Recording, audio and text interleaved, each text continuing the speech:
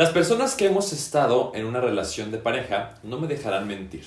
Al principio está muy bien que tu pareja sea cariñosa, que sea romántica contigo, que te escriba cartas, que te llegue poemas, que te dedique canciones, que todo sea bonito, que todo sea miel sobre hojuelas. Sin embargo, conforme la relación va avanzando y el noviazgo va madurando, es importante también que la otra persona pues como que comience a tener esta conciencia, estos pies bien puestos en la realidad de hacer las cosas y de estar viviendo la vida de forma consciente.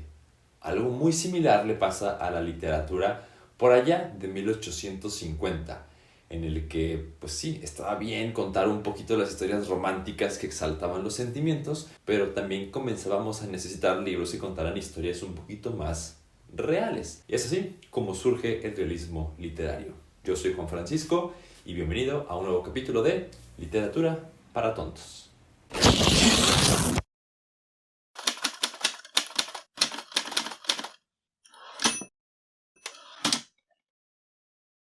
¿Qué onda, gente? ¿Cómo está? Me da muchísimo gusto saludarles. Yo soy Juan Francisco y te doy la bienvenida a este tu canal de confianza de libros y otros demonios. En esta ocasión, el capítulo número 6 de esta serie favorita del canal, Literatura para Tontos. Si te has perdido los otros capítulos, aquí te hago una síntesis así súper brevísima. En el capítulo número 1 te platicaba un poquito de la literatura antigua, cuáles eran las características principales de estos textos y cuáles son los libros más antiguos de los cuales se tiene registro. Después hicimos un recorrido por el teatro griego, sus principales exponentes y cómo fue evolucionando poco a poquito para así llegar en el capítulo número 3 a la literatura medieval y cómo poco a poco estos grandes poemas épicos se iban tornando en novelas. Esto lo vimos mucho en el capítulo 4 de la literatura del Renacimiento. En el capítulo anterior vimos un poquito sobre las características de la literatura romántica que surge principalmente en Inglaterra. Y en esta ocasión, capítulo número 6, como te lo venía adelantando, vamos a ver en qué consiste el realismo literario. Así es que vamos a iniciar con esto de una vez.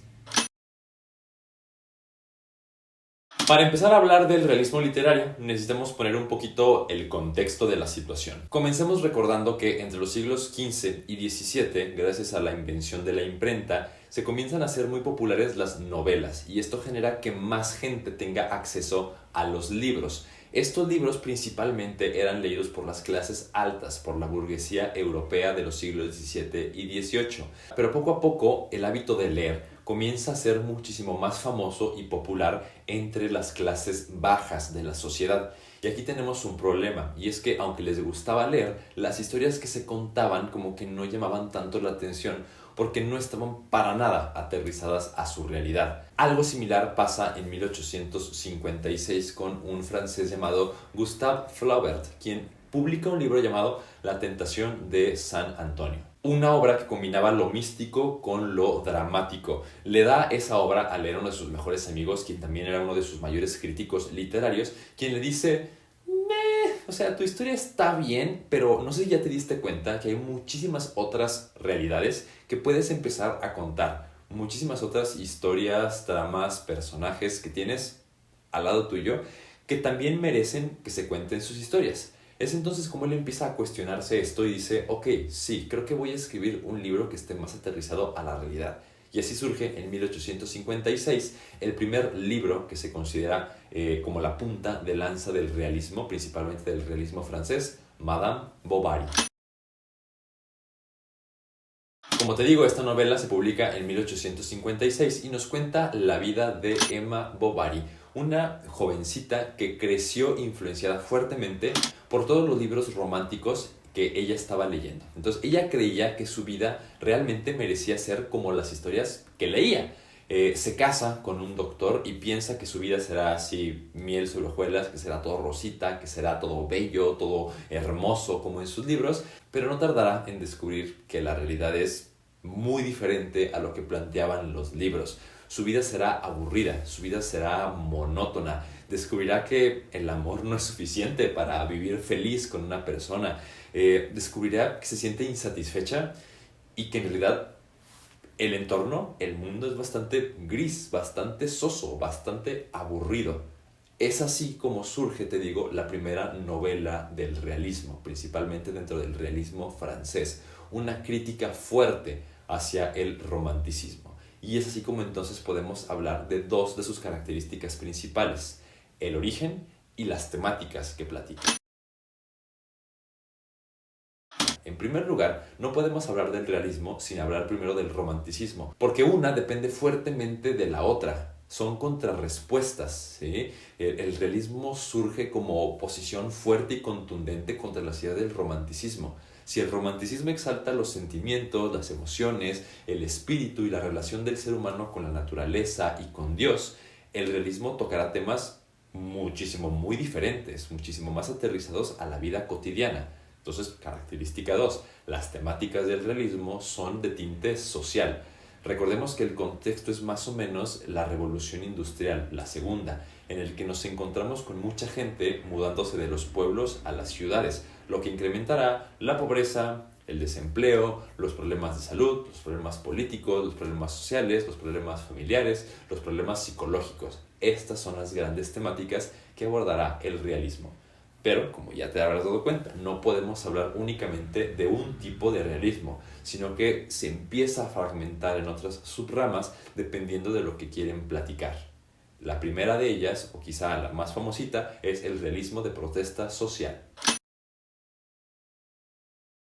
Como te imaginarás, esta corriente busca hacer una denuncia de los problemas sociales, busca hacerlos evidentes, busca contarlos para decirle al mundo: ¡yujú! Estas cosas están pasando aquí en nuestro alrededor y es importante que tomes conciencia de ello. Uno de los principales promotores de este estilo de realismo es Víctor Hugo, quien en 1862 publica su famosísima obra Los Miserables. Seguro ya la conoces, pero de manera sintética nos cuenta la vida de Jean Valjean, como al inicio de la historia es encarcelado, 19 años metido en prisión por robarse un pan. Entonces, de entrada esto nos dice el fuerte problema social que existía de opresión hacia las clases bajas. Cuando sale de la cárcel se va a enfrentar con muchísimos problemas a consecuencia de estas nuevas fases de la Revolución Francesa, que es esta lucha entre la República y entre la monarquía. Entonces, volvemos aquí, movimientos sociales. Es una de las características fuertes de este estilo. Jean Valjean se va a topar con problemas como la pobreza, la desigualdad, la opresión, la violación a los derechos humanos. Tenemos problemas como la prostitución,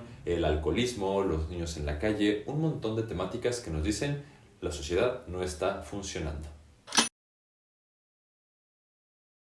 Una segunda corriente es la del realismo indigenista o el indigenismo. Yo ya hice un video completito hablando de este estilo literario que puedes ir a ver aquí en la i de más información, pero básicamente, de manera así muy resumida, te digo que el realismo indigenista no busca romantizar los pueblos indígenas o su estilo de vida, no busca generar un turismo hacia estas comunidades, como decir, miren qué bonito viven. No, se trata de dar a conocer también las problemáticas que tienen que enfrentar, ¿no? Esta opresión por parte de los gobiernos, esta lucha entre los ricos, hacendados, terratenientes, entre los hombres blancos, estas violaciones nuevamente a sus derechos humanos, es decir, todo lo que no está bien con el mundo de los pueblos indígenas, este realismo lo tratará de sacar a la luz, igual para decirnos, hey, aquí están estos problemas, no todo es bonito, no todo es de miel sobre hojuelas, también hay gente que está sufriendo y está sufriendo mucho. Y ya, por último vamos a hablar del realismo psicológico. Este estilo se centra en describir todos los procesos mentales, todos los pensamientos, las razones, las motivaciones que llevan a las personas a hacer lo que hacen.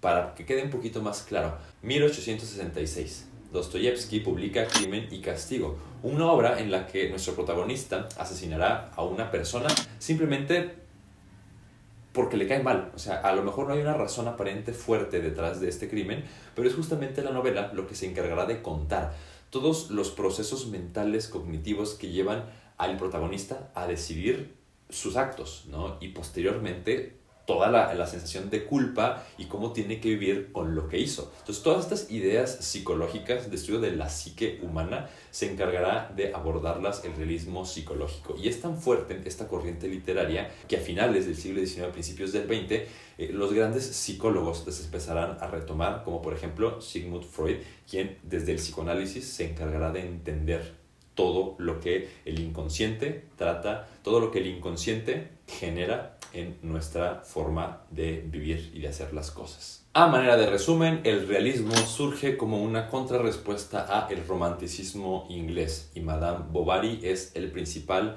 promotor de este nuevo estilo narrativo. El realismo se enfocará en platicar problemas de la vida real, de la vida común y corriente. Tenemos, por ejemplo, las historias que contarán los problemas sociales, los problemas del mundo indígena y los problemas psicológicos que comienzan a aquejar a la población. Y de esta forma, en el resto del siglo XIX y principios del siglo XX, hasta la Primera Guerra Mundial, el realismo estará así como que yendo y viniendo, al igual que el romanticismo, hasta este periodo entre guerras, en el que los autores de la época empezarán a descubrir nuevas formas bastante alocadas y diferentes de contar sus historias. Aquí lo que antes tardaba siglos en modificarse, ahorita estará cambiando de manera acelerada y a pasos agigantados. Y esos nuevos géneros narrativos de la literatura contemporánea los platicaremos en el 7º y último episodio de nuestra serie Literatura para Tontos. Pero antes de que te vayas, te invito a que te des una vuelta por acá abajo, sin albur, me refiero a el botón de me gusta para que le des like a este video si es que te ha gustado. También al botón de suscribirte, por si por alguna extraña y misteriosa razón todavía no formas parte de este canal. También paséate por la cajita de la descripción para que veas todas las redes sociales en donde me puedes seguir. Y si quieres dejar un bonito comentario, también te lo voy a agradecer. No te olvides de activar la campanita de notificaciones para que sepas el momento exacto en el que mi bello rostro estará apareciendo en tus dispositivos. Ahora sí, muchísimas gracias por verme un video más. Me dio muchísimo gusto platicarte y saludarte durante este capítulo. Yo soy Juan Francisco, esto es De Libros y Otros Demonios y nos estaremos viendo muy, pero muy prontito. Hasta entonces.